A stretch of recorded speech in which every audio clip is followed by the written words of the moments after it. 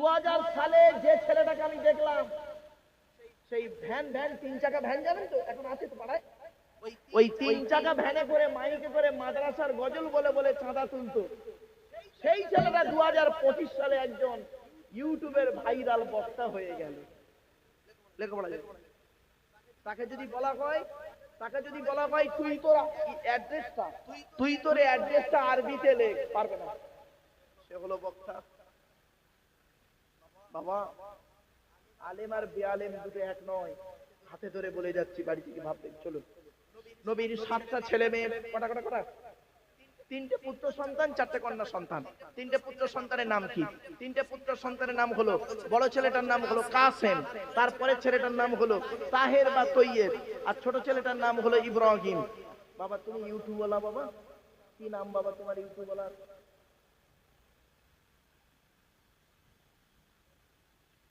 আমি সাউন্ড। বাবা আমার বাস্তাস দিওনি বাপ, হ্যাঁ বাস্তব বলছি, ভালো কথাগুলো ছেড়ো আর উল্টো পাল্টা জিনিসগুলো ছেড়ো নি বাপ আমার। এই ইউটিউবওয়ালারা অনেক সময় উল্টো পাল্টা ছেড়ে দেয়, তো এই মাঝে মাঝে এই টুপি খুলে ঘাম মুছতেছি বলে এই ন্যাড়া মাথাটা ছেড়ে দিইনি, বাস্তব বলছি। জ্যৈষ্ঠী মাসে ওয়াজ করছি, জানেন আজ থেকে 5 বছর আগে জ্যৈষ্ঠী মাসে ওয়াজ করছি, প্রচন্ড ঘেমে গেছি, এইরকম টুপিটা খুলে আর আমি মাথাটা এরকম 2 হাত দিয়ে মুছছি, জানেন। আর ইউটিউবওয়ালারা ঠিক এইভাবে আমার ছবিটা তুলেছে, ঠিক এইভাবে ছবিটা তুলে দেখবেন, সেটা আবার মুছে দিয়েছে, এইভাবে তুলেছে, তুলে পাশে একটা মেয়ের ছবি দিয়েছে, আর হেডিং এ কি লিখেছে শুনবেন? বউ পালালো মারুফ সাহেব, মানে আমার বউ পালিয়ে গেছে, আমি মাথায় হাত দিয়ে বসে আছি, ওরা এটা তুলে ছেড়ে দিল। আর কতবার ওই ছবিটা আমার বইয়ের হাতে, সংসার থাকে কি যায় বাবা, এই জন্য বলি খুব পেরেশান। চলেন, নবীর 4টে কন্যা সন্তান, প্লিজ অ্যাটেনশন এদিকে। বড় মেয়েটার নাম হলো জাইনাব, রুকাইয়া, উম্মে কুলসুম। ছোট মেয়েটার নাম হলো ফাতেমা, যার সঙ্গে নবীজি আলীর বিবাহ দিয়েছিলেন।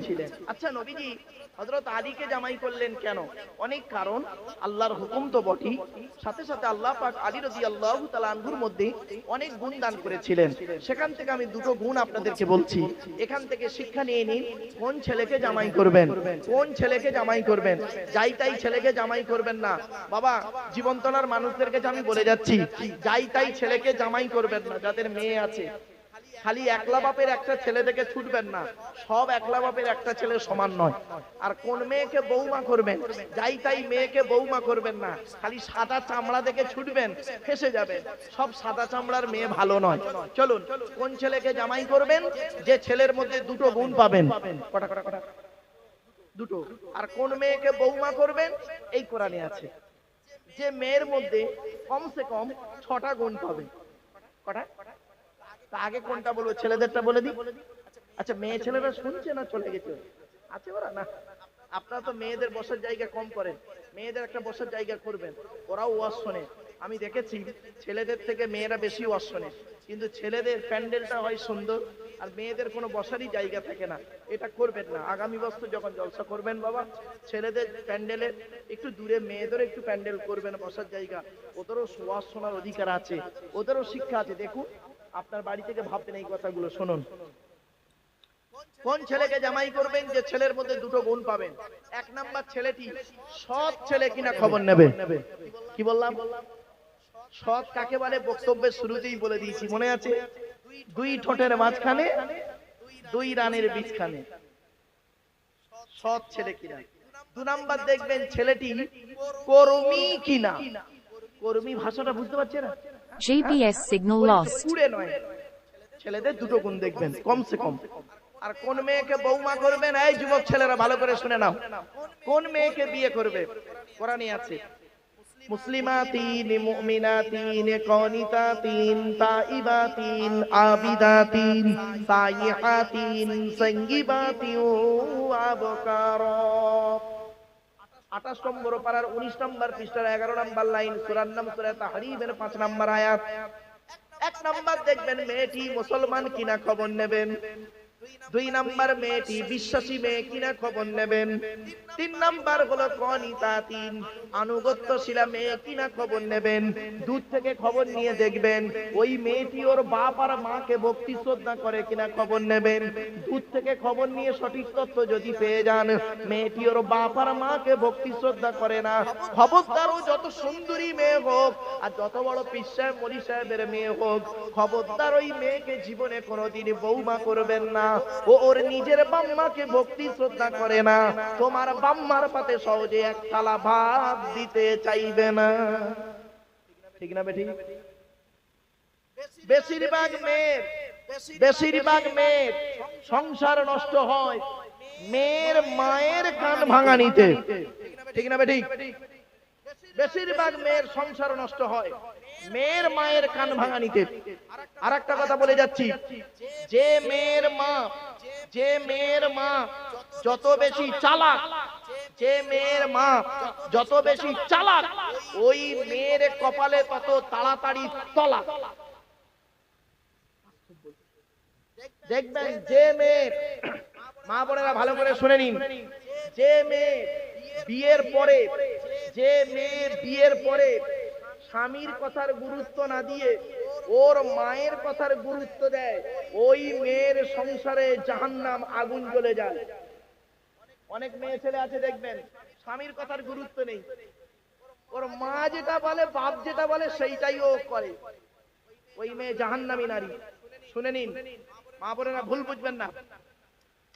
মেয়েদের শত্রু হলো বর্তমানে দুটো। কটা? আমার সঙ্গে কথা বলতে হবে, এই তো হয়ে এসছে, আর 5-10 মিনিটের মধ্যে শেষ হয়ে যাবে, চিন্তা নেই। মেয়েদের শত্রু হলো দুটো। এক নাম্বার হলো সতীন। সতীন হলো মেয়েদের চরম শত্রু। কিরকম শত্রু দেখবেন, মেয়েদের বুদ্ধি দেখুন, মেয়েদের বুদ্ধি। স্বামী মরে যায় যাক, স্বামী মরে যায় যাক, সতীন তো বিধবা হলো, ও নিজে যে বিধবা হয়ে গেছে ওর খেয়াল নেই। ওই বাচ্চাটা আমার ওয়াজ বুঝতে পারছে, ও হাসছে, বললে হবে? এসব কি নরমালের বাচ্চা? এসব সিজারের বাচ্চা, বহু চালাক। ও বাপ চলে, আমি জানি বাচ্চারা কেন হাসি, চলে দুই একটা বলি বাড়ি থেকে ভাববেন। চলো মনে রাখবেন, মা বোনেদের বলে যাচ্ছি, মায়েরা বোনেরা, মেয়েদের শত্রু একটা হলো সতী। আর 2 নাম্বার শত্রুটার নাম শুনুন। 2 নাম্বার শত্রু হলো মেয়েদের ননদ। ননদ ননদ বুঝেন তো? এই জন্য আপনাদের বলে যাচ্ছি, আপনি যখন আপনার বোনকে ছোলা চিনি জামা কাপড় টাকা পয়সা দেবেন, বউকে না জানিয়ে দেওয়াটাই উত্তম। বউকে জানিয়ে দেবেন না, খবরদার। আরে অনেক বোকা আছে, অনেক মাথা মোটা বউ পাগলা বিবির গোলাম, বোনকে একটা শাড়ি দিচ্ছে, বউকে দেখিয়ে দিচ্ছে, জানো শোনা এইটা বোনকে দিচ্ছি, ওর কলজে ফেটে যাবে। বাস্তব কথা বলো, কেন বউকে জানাতে হবে? আল্লাহর নবী বলেছে বউকে জানিয়ে দিতে, ওর কলজে ফেটে যাবে। যদি তোমার বউয়ের শাড়ির দাম যদি 1,500 টাকা হয় আর তোমার বোনের শাড়ির দামটা যদি 1800 টাকা হয়, তোমার সংসারের 12টা বেজে যাবে। ঠিক না বেটি? এই জন্য বউকে না জানিয়ে দেওয়াটাই উত্তম। আর কেনই বা বউকে জানাবেন না আপনারা? রাগ করবেন না কেউ, কেনই বা বউকে জানাবেন না? শুনে নিন, বউয়ের বাপের কাছে তো বিক্রি হয়ে গেছেন। কবে? ফুলসজ্জার রাতে, বাসর রাতে, যখন বউয়ের ঘরে ঢুকেছিলেন, গভীর রাতে বউয়ের ঘরে ঢুকেছিলেন, মাথা হেঁট করে মনে মনে কি বলেছিলেন? 50,000 টাকা ইয়াম্মা গাড়ি 5 ভরি সোনার বিনিময়ে আজ থেকে তোমার বাপের কেনা চাকর গোলাম হইয়া গেলাম। তুমি যাহাই বলিবে তাহাই শুনিব, গন্ডগোল যদি করি মারিতে দ্বিধাবোধ করিবে না। তোমার বিরুদ্ধে যদি কোনোদিন কোনো গন্ডগোল করিয়া থাকি, জীবনতলা থানায় বধূ নির্যাতন কেস দিয়া আমার বাপ আর মাকে জেলে খাটাইয়া লকাবে ঢুকাইয়া আমার কেলা নিয়ে দেবে।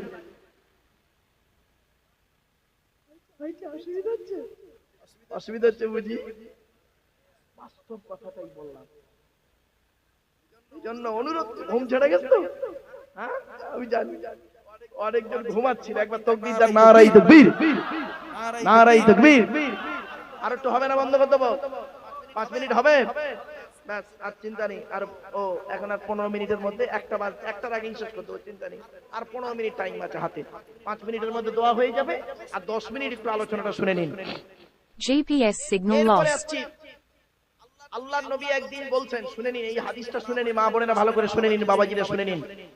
আল্লাহর নবী একদিন সাহাবীদেরকে বলছেন, ও আমার সাহাবীরা, তোমাদের বাড়িতে কয় শ্রেণীর মেয়ে ছেলে আছে? তো সাহাবীরা বললেন, ইয়া রাসূলুল্লাহ, আমাদের বাড়িতে 4 শ্রেণীর মেয়ে ছেলে আছে। কয় শ্রেণী? 4 শ্রেণী। কে কে?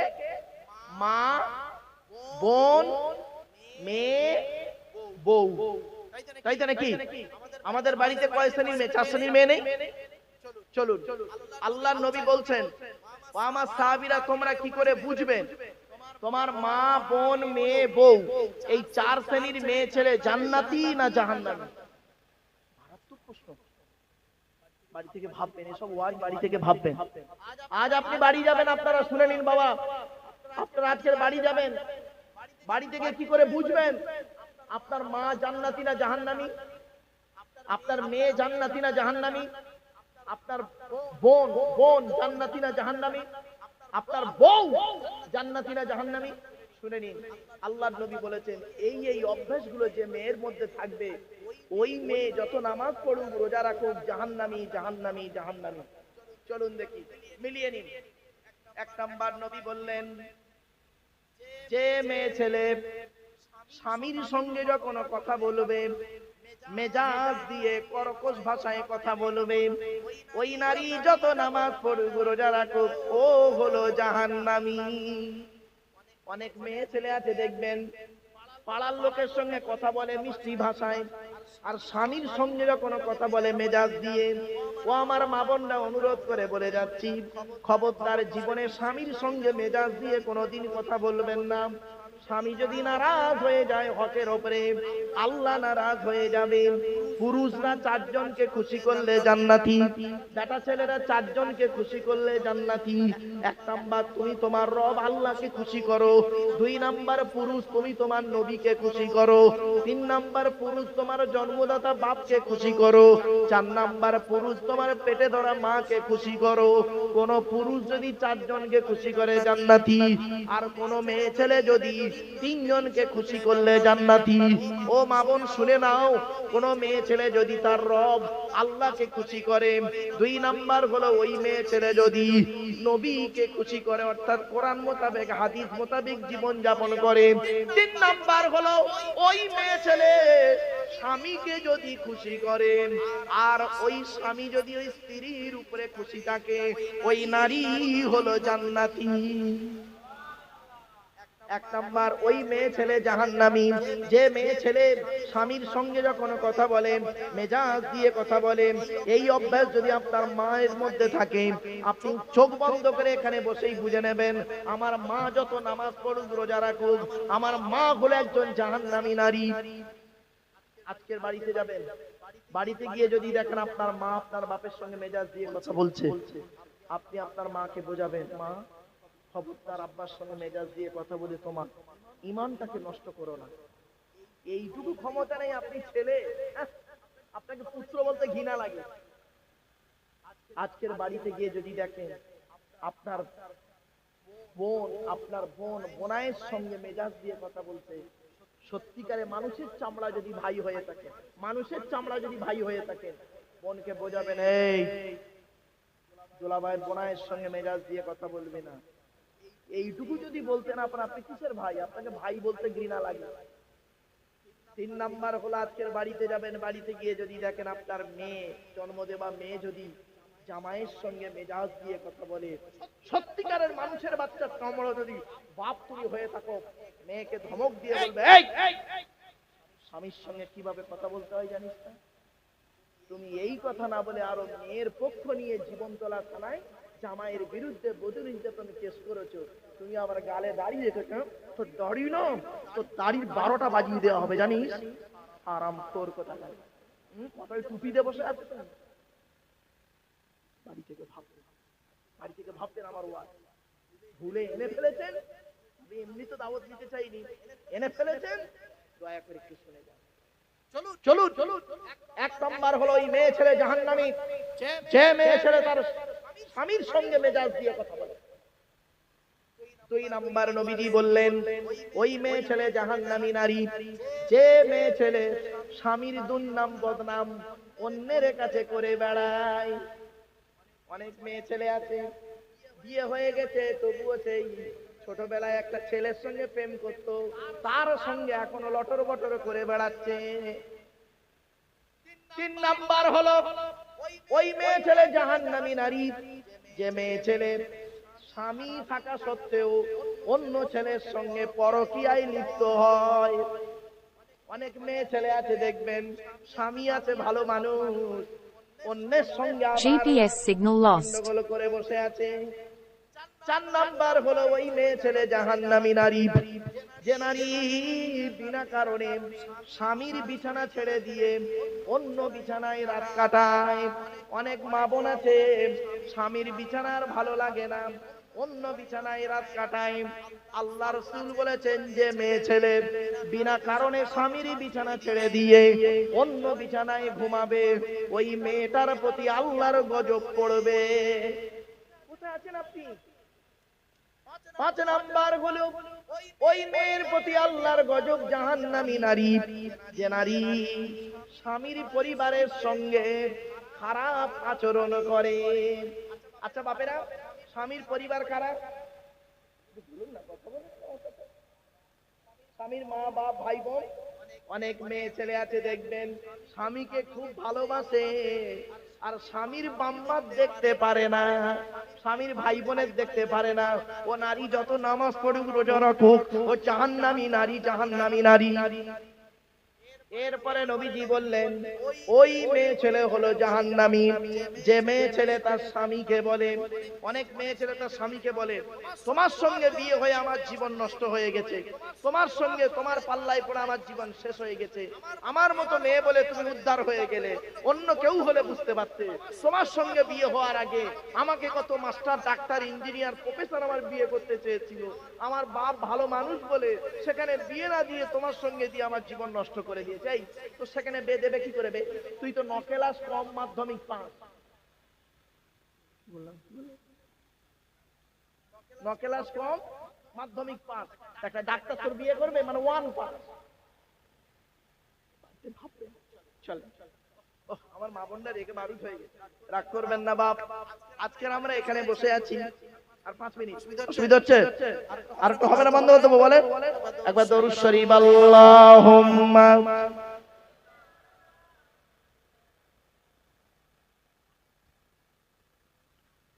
ওয়া আলা আলি সাইয়্যিদিনা।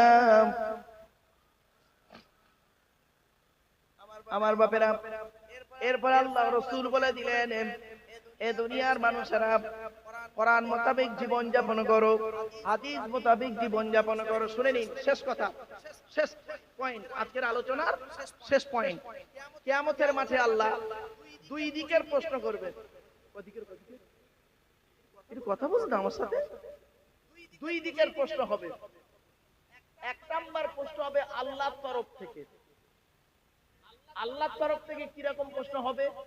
আল্লাহ বলবেন এই নামাজ পড়েছিলিস, রোজা রেখেছিলিস, ঈমান এনেছিলিস, যাকাত দিয়েছিলিস? আল্লাহর তরফে প্রশ্ন। আপনি আমি কি বলবো? আল্লাহ মাঝে মাঝে পড়েছি নামাজ, মাঝে মাঝে রোজা করেছি, করিনি, আল্লাহ আপনি মাফ করে দিন। সেদিন আল্লাহ দয়ালু দয়াবান, যদি তিনি মাফ করেন তো পাপ, নইলে বেকার। আল্লাহর তরফের প্রশ্ন গেল। দ্বিতীয় প্রশ্ন হবে বান্দার তরফ থেকে। বাড়ি থেকে ভাবতে দেবার, এইটাই খুব আলোচনা। বান্দার তরফ থেকে প্রশ্ন।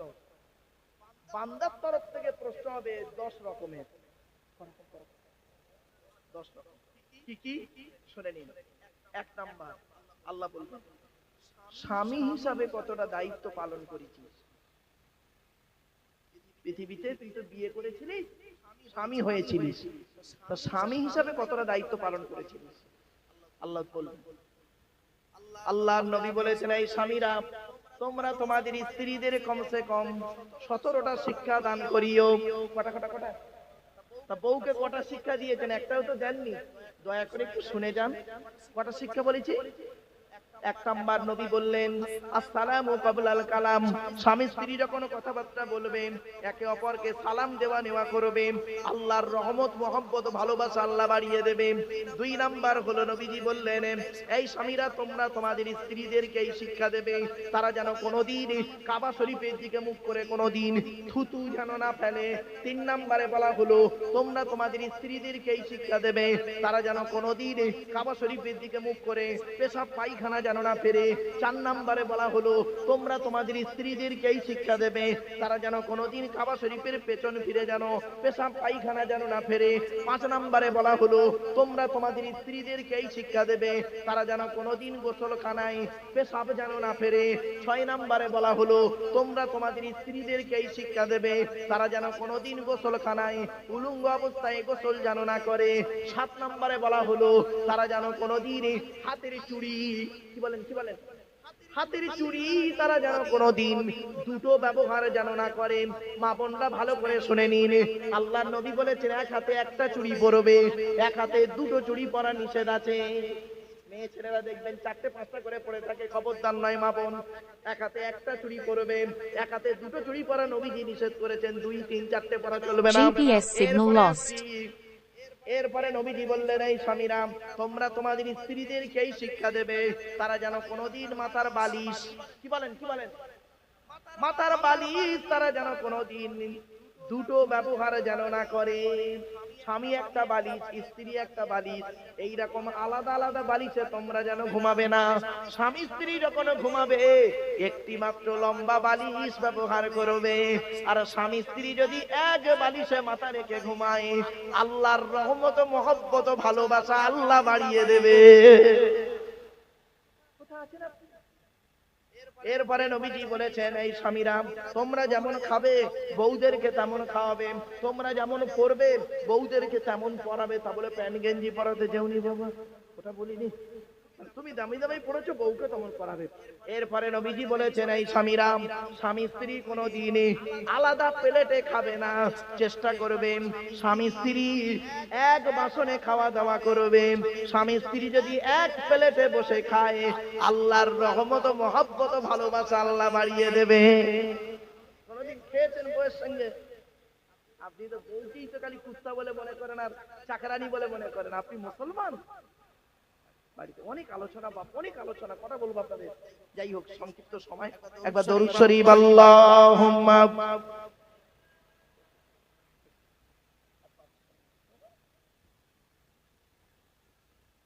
ওয়া আলা আলি সাইয়্যিদিনা। বাপেরা তাহলে কটা প্রশ্ন হবে? বান্দার তরফ থেকে 10 রকমের প্রশ্ন। করকম আমি শর্টে বলে দিচ্ছি, একদম 1 মিনিট লাগবে, একটু ধৈর্য সহকারে শুনুন বাবা। 1 নাম্বার স্বামী হিসাবে কতটা দায়িত্ব পালন করেছো? 2 নাম্বার পিতা হিসাবে কতটা দায়িত্ব পালন করেছো? তুমি যে বাপ জন্ম দিয়েছো, ছেলে জন্ম দিয়েছো, বাপের দায়িত্ব কি কি নবীজি বলেছেন, কোরআনেও আছে গো বাপ। 3 নাম্বার ছেলে হিসাবে কতটা দায়িত্ব পালন করেছো? বাম্মার সেবা যত্ন কতটা করেছো, কোরআনে আছে। টাইম শর্ট বাবা, এজন্য আমার আলোচনা শুনতে গেলে 2-2.5-3 ঘন্টার ব্যাপার। চলো 4 নাম্বার ভাই হিসাবে কতটা দায়িত্ব পালন করেছো? ভাইয়ের হক মেরে খেয়েছো? ভাই মরে গেছে, ছোট ছোট ভাইপো বেঁচে আছে, নাবালেগের সম্পত্তি নিজের নামে রেকর্ড করে নিলে, হ্যাঁ তুমি আবার মানুষ, তুমি ভাবলে কি করে তোমার দোয়া কবুল হবে? তুমি তো জাহান্নামী নারী পুরুষ। 5 নাম্বার হলো চাচা হিসাবে কতটা দায়িত্ব পালন করেছেন? চাচা হিসাবে। তাহলে 5টা হলো কে কে? 1 নাম্বার স্বামী, 2 নাম্বার বাপ হিসাবে, ছেলে হিসাবে, ভাই হিসাবে, স্বামী এই চাচা হিসাবে। 6 নাম্বার দুলাভাই হিসাবে। দুলাভাই কি বলে? দুলাভাই বলে নাকি? ওই বোনাই হিসাবে। বোনাই আর দেওর, এই দেওর হিসাবে তুমি দায়িত্ব কি পালন করেছো? আল্লাহর নবী বলেছেন এই মহিলারা শুনে নাও, মৃত্যুর মতো ভয় করো তোমরা তোমাদের দেওরকে, মৃত্যুর মতো ভয় করো। দেওর এত খাতার নাই জিনিস। আর ভাবিরা দেওরদের সঙ্গে আগে বেশি আর কি মারে। এখন বোনাইদেরকে বলে যাচ্ছি এই শালীদের বলে যাচ্ছি বোনাই থেকে দূরে সরে থাকবে। মেয়ে ছেলেরা দেখবেন বোনাইদের নিয়ে খালি বেড়াতে বেরোয়, আর বোনাইরা ওই সুযোগটা খোঁজে। এর ব্যাখ্যা যদি করি কল্পনা করতে পারবেন না। 6 নাম্বার হলো, 7 নাম্বার হলো মামা হিসাবে কতটা দায়িত্ব পালন করেছো মামা। 8 নাম্বার হলো জামাই বাবু বা খালু হিসাবে কতটা দায়িত্ব পালন করেছো। 9 নাম্বার হলো দাদু হিসাবে কতটা দায়িত্ব পালন করেছো। দাদু দাদু দাদু বলে তো নাকি? বাপের বাপকে কি বলেন? দাদু দাদু। অনেক দাদু এখানে আছে দেখবেন, বাপের 4টে ছেলে, বড় ছেলেটা একটু পয়সা দেয় বলে বড় ছেলে ছেলেকে বিস্কুট কিনে দেয়, আর ছোট ছেলেটা গরিব ভ্যান চালায়, কিছু দিতে পারে না, তার না ছেলেদের দেখে না, উনি আবার দাদু, ওকে দাদু বলতেই ঘৃণা লাগে। কিয়ামতের মাঠে ধরা পড়ে যাবে বাপ। 10 নাম্বার হলো নানা হিসাবে কতটা দায়িত্ব পালন করেছো নানা। 4টে মেয়ে, বড় মেয়ের সন্তানকে ভালো করে দেখো না, আর মেজো মেয়েটা গরিব বলে তার কে দেখো না, তার সন্তানের দেখো না, তোমাকে নানা বলতে ঘৃণা লাগে। আমার বাপেরা বাড়ি থেকে ভাববেন এই সংক্ষিপ্ত সময়ের মধ্যে যা আলোচনা করলাম, এই রেকর্ডিং গুলো শুনবেন, বাড়ি থেকে ভাববেন লোকটা এত শর্ট টাইমের ভিতরে টু দি পয়েন্টের উপরে কথাগুলো বলে গেল।